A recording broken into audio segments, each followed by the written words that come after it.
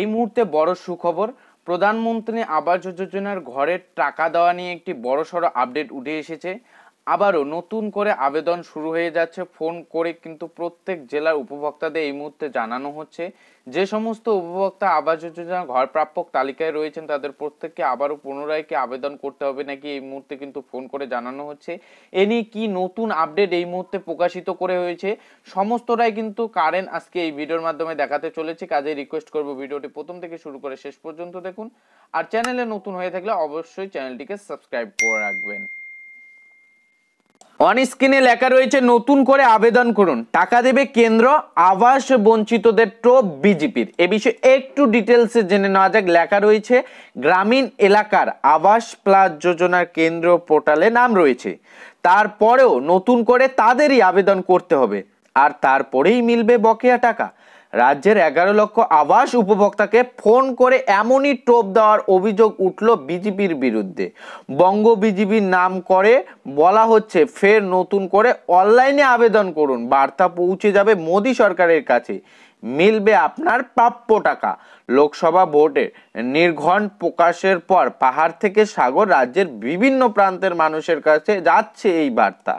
বিভিন্ন call centre থেকে বামা কণ্ঠে আসা ফোনগুলিতে কার্যালয় বা কার্যকর্তার মতো যে শব্দগুলি ব্যবহার করা হচ্ছে সেগুলি বঙ্গের গেরুয়া শিবিরে বহু চর্চিত। ইতিমধ্যে হাওড়া, হুগলি, 2 24 পরগনা, 2 বর্ধমান, নদিয়া সহ দক্ষিণবঙ্গের বিভিন্ন প্রান্তে এমন ফোন বার্তা আসার খবর মিলেছে। নির্বাচন কমিশনের আদর্শ আচরণ বিধি কার্যকর হওয়ার পর এই প্রতিশ্রুতি কিভাবে বিলি করা যায় তা নিয়ে প্রশ্ন তুলছেন উপভোক্তারাই। প্রতিশ্রুতি বিল পড়বে। হুগলির মগরার এক উপভোক্তা কল সেন্টারের মহিলার বিরুদ্ধে সরাসরি মানুষকে ভুল বোঝানো ও ভাওতা দেওয়ার অভিযোগ করেছেন। গত 24শে মার্চ ওই উপভোক্তার মগরা থানার লিখিত অভিযোগ দায়ের করেন। কল সেন্টারের মহিলার সঙ্গে কথোপকথনের গোটা পর্বটি রেকর্ডিং করেছেন তিনি। বিষয়টি নিয়ে তুমুল আলোড়ন শুরু হয়েছে রাজ্যের শাসক শিবিরের। পঞ্চায়েত মন্ত্রী প্রদীপ মজুমদারের কথা, এ তো মারাত্মক ব্যাপার, এটা পাকা মাথার খেলা, ছোটখাটো বিষয় নয়, সব রকম পদক্ষেপ নেওয়া হবে।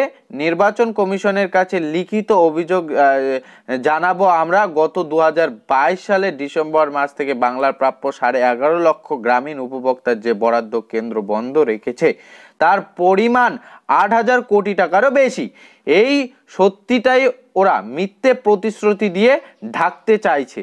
কেন্দ্র লাগাতার বাঞ্ছনার পর 100 দিনের কাজ এবং আবাস যোজনার টাকা দেওয়ার ব্যাপারে উদ্যোগী হয়েছেন মমতা বন্দ্যোপাধ্যায়। পঞ্চায়েত মন্ত্রী অভিযোগ, তারপরেই মানুষকে আবাস প্রকল্প নিয়ে নতুন করে ভাওতা দিতে আসরে নেমেছে বিজেপি। যদিও বঙ্গ বিজেপির মুখপাত্র শ্রমিক ভট্টাচার্যের দাবি, কেন্দ্র সরকারের তরফে এই বিষয়ে খোঁজ নেওয়াটা নিশ্চয় অন্যায় নয়, যে কেউ বিজেপির নাম করে এসব করতে পারে, তবে কোনো দল এমনটা করতে পারবে না, তা খোঁজ নিয়ে দেখতে হবে। মূলত এই আপডেটে দেখতে পাচ্ছেন ভোটের দিনক্ষণ ঘোষণা হওয়ার পর দুই পক্ষের কিন্তু মধ্যে একটা তরজমা শুরু হয়ে গিয়েছে। বিষয়টা আপনার কাছে হয়তো ক্লিয়ার হয়ে গিয়েছে।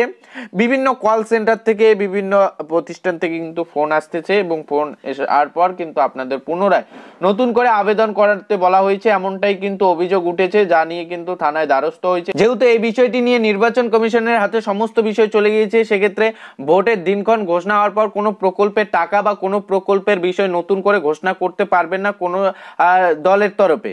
সেক্ষেত্রে কেন এমনটা হয়েছে এই বিষয়টি নিয়ে এখন কিন্তু তরজমা হওয়া শুরু হয়ে গিয়েছে। দেখার বিষয় এখন কি আপডেট আসে।